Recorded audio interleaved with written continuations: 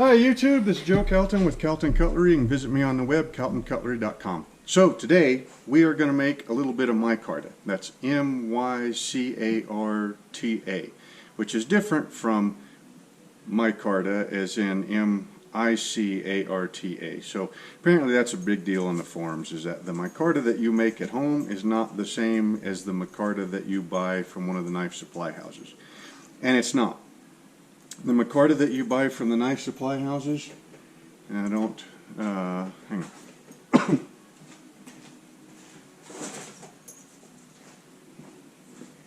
This stuff right here, this is OD green or green canvas. This stuff is, you know, professionally made, and it is, it's pretty tough stuff. I mean, it, you know, they probably got their own mix of epoxy resin or whatever, and they compress this under very high pressure, I would imagine, and so it's quite a bit different than the stuff that we make in the shop. So, and then there's also a trademark behind that too. I mean, mycarta, I guess, is trademarked, whereas mycarta is not. But the thing is that mycarta it only comes in a certain, you know, range of colors and materials. Mycarta that we make in the shop is pretty much limited only by your imagination. Now, what I will say is that trying to duplicate mycarta with mycarta is not very cost or time efficient. You know, so, I mean, when I first started off making this stuff, and I don't make a whole lot of it because it stinks, it's nasty, it's, you know, it's just another step in a lot of cases. If you are going for the, you know, the nice, clean, completely layered, everything is uniform look, that's also a very tough look to pull off. So, you know, when you're trying to make that nice, clean, layered look, you know, you take like an old pair of blue jeans, or you know, you go to the store and you get blue jean material and you cut it into strips, and you know, you mix up your resin, and then you know, put a layer in there, let it soak up, stack it, grab another one, stack it, grab another one, stack it, grab another one, stack it, you know, put it all into a mold and compress it. You know, by the time you build all that stuff and you try to get it completely even and everything, you're money ahead just to go ahead and buy the stuff. But where mycarta comes in really cool, and where it is cost efficient and time efficient to just build it yourself, is building neat stuff, okay, like memory knives. Okay, memory knives, where you're taking, you know, somebody's favorite t-shirt, you know, that is completely wore out, it's not even usable as a t-shirt anymore, and yet they've got some sort of a special memory that goes with that t-shirt, and they want to save it, but, you know, not in the form that it's in. Now you can take that t-shirt and you can turn it into, you know, scales for a pocket knife.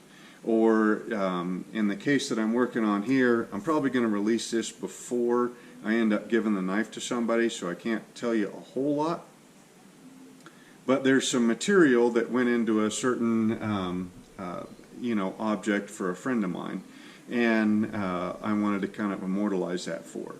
So anyway, so that material got compressed into this piece of mycarta, and then this is going to end up being a spacer behind a bolster for a kitchen knife.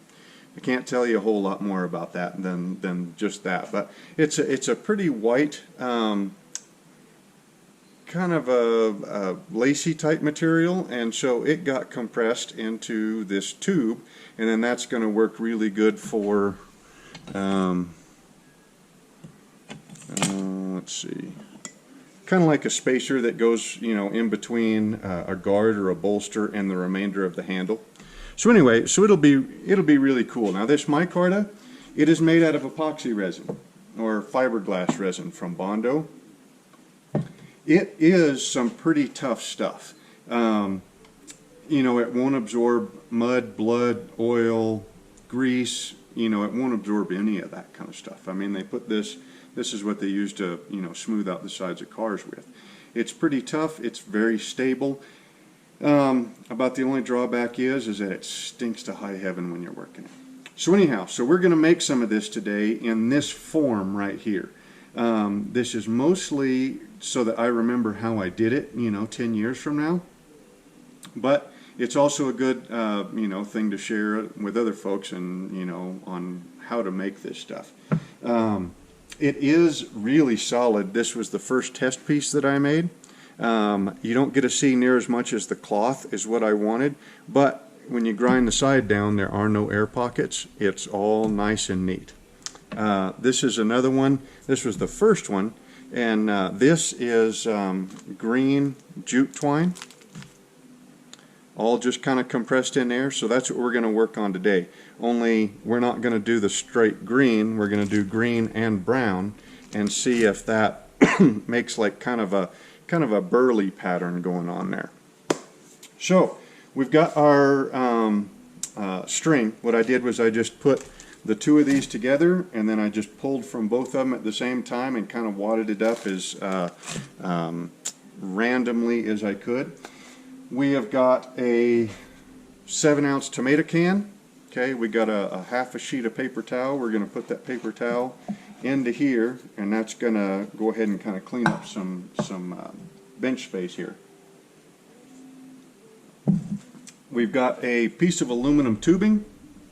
I do not remember what this was off of, but you know, you don't ever throw away aluminum tubing.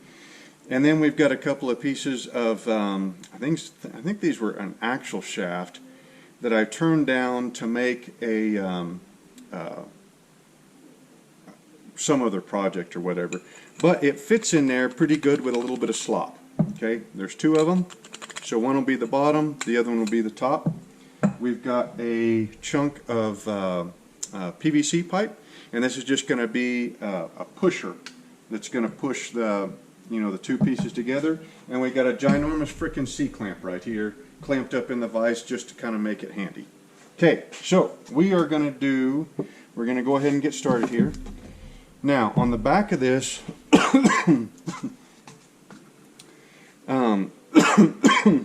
it's got a mixture for small batches, okay, and that's what we're doing here. And in that mixture, it said 10 drops per ounce, so 10 drops of the hardener per ounce of the resin. So that's, it takes a little bit to count out 30 drops. So count them out first into a different container instead of into the resin. It'll give you more pot life. So we got to go.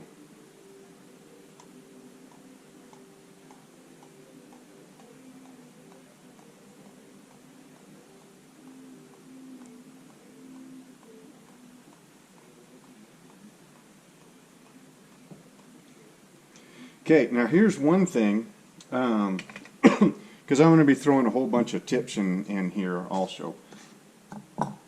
Oh, something else that's important. It's about 65 degrees in the shop right now. This stuff is very temperature sensitive, as in the hotter it is, the faster everything sets up. So we've just got a weight scale here. So we're going to do, we did 30 drops, so we need 3 ounces. About right there. Now, I also have no idea, I got thinking about this right before I came over here to the shop to shoot this. I don't know if in the instructions, when it says 10 drops per ounce, if they're talking an ounce by weight or an ounce by volume.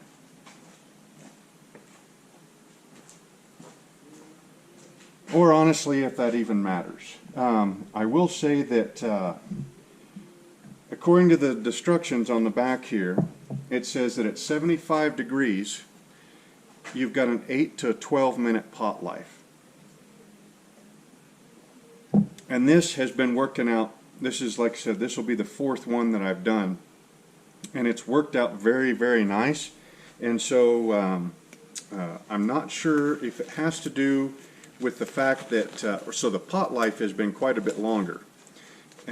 But the finished product has come out very, very nice. with showing a full cure. So there's a couple of things I think might be going on here. One of them is that it's 65 degrees and not 75 degrees here in the shop. This stuff has a tendency to get all over everything. So it's 65 here in the shop instead of 75. That would, you know, extend your pot life. You'd get a little bit more time before it's set up hard. Also, it could be a volume versus weight thing when I'm, you know, mixing the resin to, or, you know, weighing out the resin. I need a popsicle stick.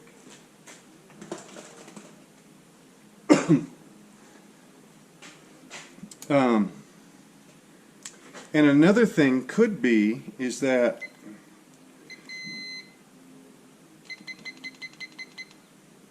we're setting our timer for 8 minutes. Another thing could be is that this stuff is kind of like cooking eggs. Okay, you ever notice that when you cook eggs, you know, and you decide you want 2 eggs, you've actually got to use 3 eggs to be able to get 2 eggs worth of egg, because the bowl that you crack them into before you beat them, the bowl takes some of the egg, right? And then the pan, when you put the egg in the pan, there's always a little bit of ring of egg around the top, so the pan takes some egg. So by the time, you know, you take 3 eggs and you go through beating them and then cooking them, you finally get 2 eggs worth of scrambled eggs, right? Well, same thing here, and I think we might be a little bit too close. Is that 30 drops of this stuff, you probably won't be able to see it, but it doesn't really look like a whole lot in the bottom there. And you can see that it's coating the inside of the cup. So it kind of makes me wonder if that 30 drops that we put in here, if we're only getting 20 drops actually in the resin, and if that's slowing down our cure time enough to where we can get complete saturation of, you know, our fabric or our string here. And that's what I've run into in the past, is that you put all this stuff together, and unless you go through and, you know, each individual strand of whatever, make sure you coat it, then by the time you get it all compressed, it's already setting up on you. This has been working really, really well, which is why I wanted to share it. Okay, so we got our timer set for 8 minutes here. We're going to go ahead and start that. We're going to get, let's tilt it down. We're going to pour it in and then try to scrape the rest of it out of there. Okay, now when I'm mixing any kind of epoxy, I think your mix time, it's more important to take extra time to mix it and make sure that you get it all mixed up really good, rather than just kind of mix a little bit and then start working. Because you don't want to get through this whole dang project and then come to find out at the end of it that, you know, there's a little spot in the middle that didn't harden. So if this is an 8 to 12 minute pot life, we're going to spend the first whole minute doing nothing but mixing. And I probably should have put my mold together first, but I didn't. Okay, so we got that all mixed up. Now all this is just going to get dunked in here. And then the bottom half can kind of sit there while we're putting our mold together. Remember our tomato juice can, or tomato sauce can? We put a little bit of napkin in the bottom, and that's going to kind of soak up the epoxy at the bottom and let it dry pretty fast.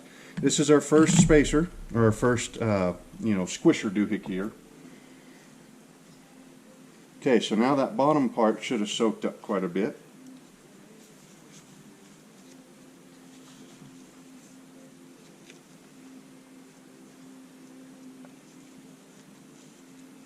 And there's no two ways around it. This is always a mess.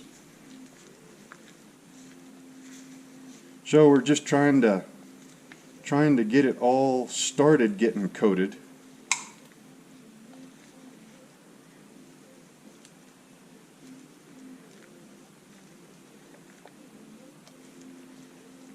Okay, So we got a pretty good start, and we got some excess here. So we're going to go ahead and pour that in the bottom.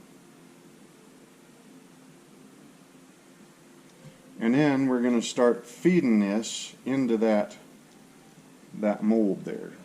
Now as we do this, we're going to get a whole bunch of extra excess is going to get kind of squeezed out and going to get wasted. But what the can does is it really helps. It really kind of helps contain the mess. And you'll see more of that when we get once we get it into our C-clamp press.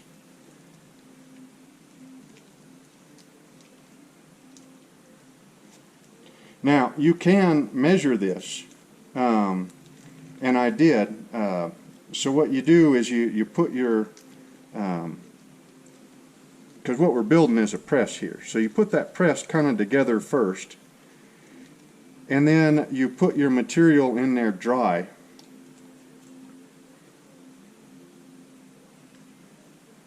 And then you get it over into your press and you press it and you kind of compress the material and see about how much it's going to take. Okay, so now we got it all pretty much in there. Now we know that there's air bubbles in there, right? Well, there were some. Some of that air just kind of squished out. But see, here's the thing with this mix. Like I said, now they might have changed this this formula too. So now our other piece goes on top, and now we're ready. Now see how that can, how we push down on this, and the stuff comes out, and the can catches it, right? Very important. Okay, so now we try to get this off without getting it all over my wrist. And of course that just made it worse.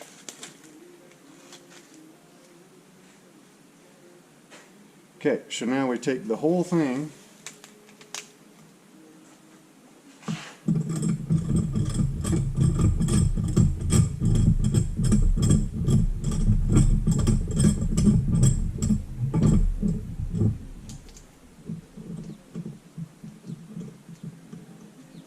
Now we take the whole thing, and then we just want to get it under a little bit of compression. Okay? Now, of our 8 minutes,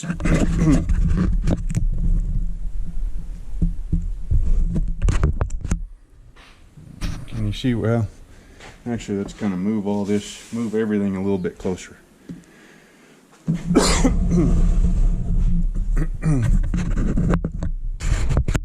Okay, now of our 8 minutes, this is why timers are so important when mixing epoxy and working with it, is because you think to yourself, you're like, self, we only got 8 minutes. We got to rush through this, right?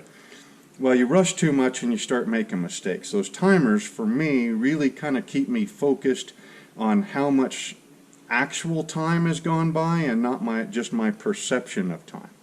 So our end goal is to have this completely solid material that has no air gaps and has a sufficient saturation of the material, right? So if we just go ahead and hammer this down and crank it down and compress it, we're going to squeeze all the epoxy out. It's going to come out of the top, or the resin. Now if we squeeze all the resin out before we've had enough time for that resin to saturate our material, then we're going to get dry spots in the middle of our finished piece. So we got 1.5 minutes at least left on the clock, and that is on the low side. It's at an 8 to 12 minute pot life at 75 degrees.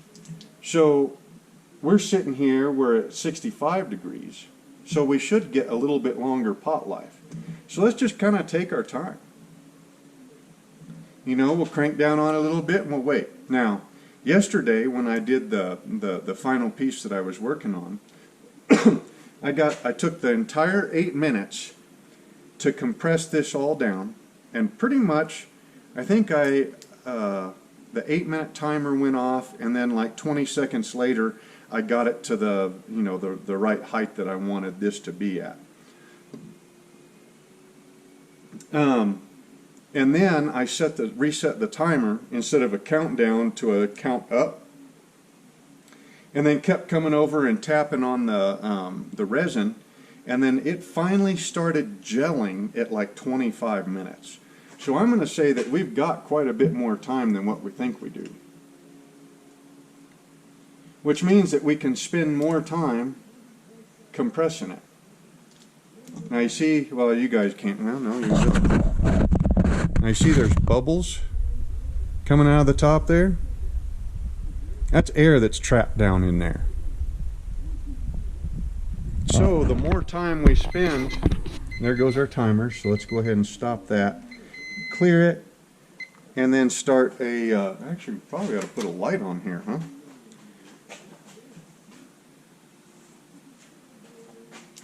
And then actually let's kind of get this out of the way here.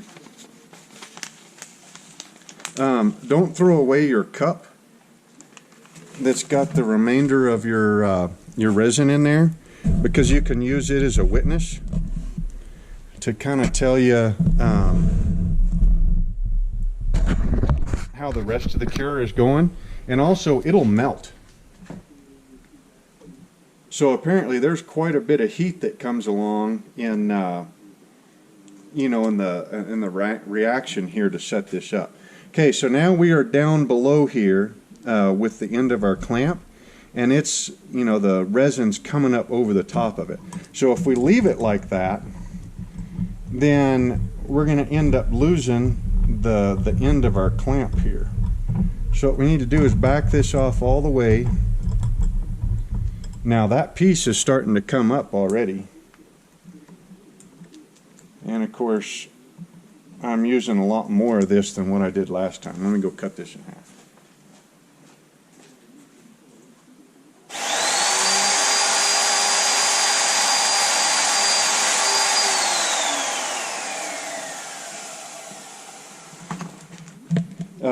I'm trying to fill this up more than what I did last time, which is why that didn't, why that was too long. Okay, so now we got this spacer here. So now we'll get it compressed, and then if we use that other spacer, or if we need it, why then we can just put it on top of this one and it'll work out all right. So we were at 8 minutes and we're coming up on 2 minutes, so that'll be 10.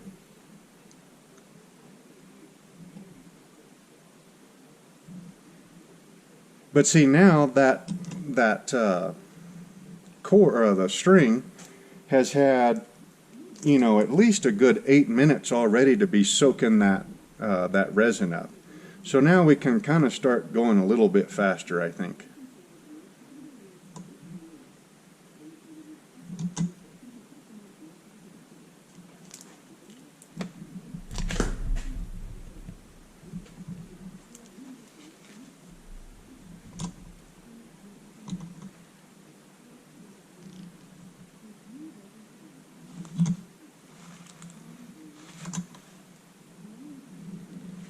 So now, let's kind of look at our height here for a little bit.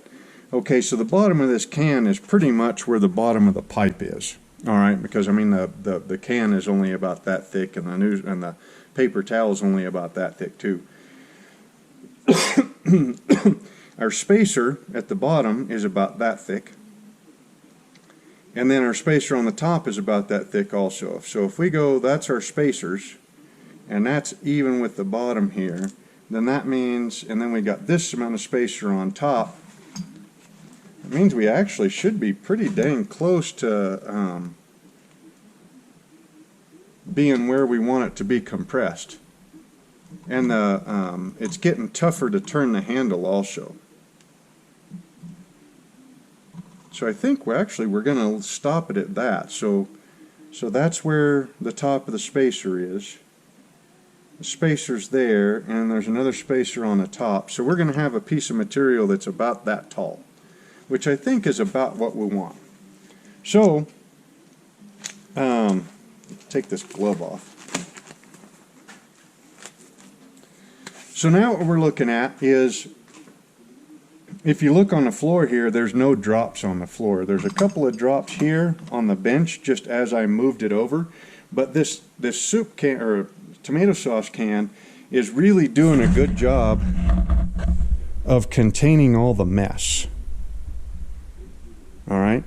And then also the end here is not down inside. So, you know, it's up nice and tall. Now there's going to be a little bit of residue that sits on that. That doesn't really hurt the way this works as a C-clamp for future projects. If that does bother you, you can grab yourself a torch and burn it off once you're done. Now, I'm going to let this sit here. I'm going to let this sit just like this, probably for the rest of the day. Now, to demold all this, it'll work a little bit better before it reaches like a full cure, so like a full 24 hours. I would definitely take this apart before then.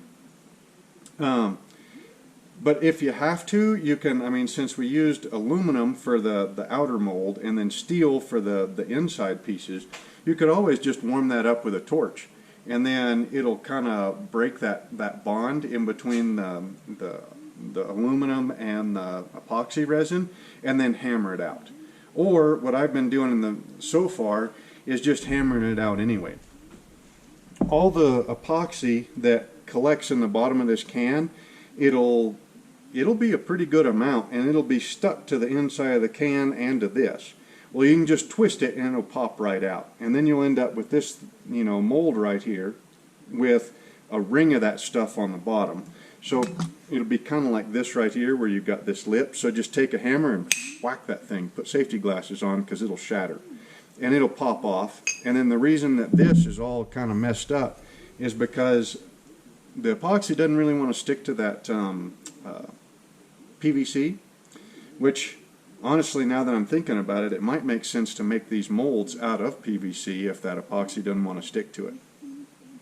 And then I've been taking this right here, putting it down in the bottom, so, you know, grabbing this piece right here and then just hammering it on the face of the anvil, and it'll slowly drive the whole thing up out of the top. This aluminum tube, this is the 4th time that I've used it, and it'll probably be the last, because each time you use it you kind of mess up the ends a little bit and it seems like it's getting tougher and tougher to knock the stuff out of there. So anyway, so I mean that's about it, and I mean now we just sit and wait. Like I said, this stuff does stink. Not only to grind it, but even just standing here next to it, this stuff stinks quite a bit. And wear your respirator when you're grinding it, because if it stinks that bad, it can't be that good for you. But it is a very cool way to turn, you know, an old t-shirt or a blanket, or you know, I suppose you could even do like dog hair. You know, I mean, if you had you know, your favorite dog, you know, I mean, I guess you could make something out of the, you know, the fur, you know, like when you comb it. I guess you could make a whole nother dog out of it. It'd be kind of a stiff dog. But anyway, so that's what I came up with, and it seems to be working pretty good. I think I'm probably going to use kind of the same basic idea here for making, you know, pocket knife scales. But the idea of casting, in the past, I've always wanted to do big chunks, big sheets of it, you know. But this right here is working pretty good, because so that little bitty tube right there, I mean, I could make, you know, 3 or 4 little spacers out of that one tube, and it being fairly close to the, I mean, it's oversized, but it's fairly close to the size that I need, so there's a whole lot less waste, which I think will be good. So again, if you try it out, you know, kind of let me know how it turns out. One more thing. You should be able to see it, but see how that cup is kind of tilted a little bit? This stuff creates an awful lot of heat, and it will melt the bottom of that cup. So when I come back here in, you know, after lunch, because it's about lunchtime. I'll come back after lunch and that cup will be completely laid over because that heat in the bottom will have melted it.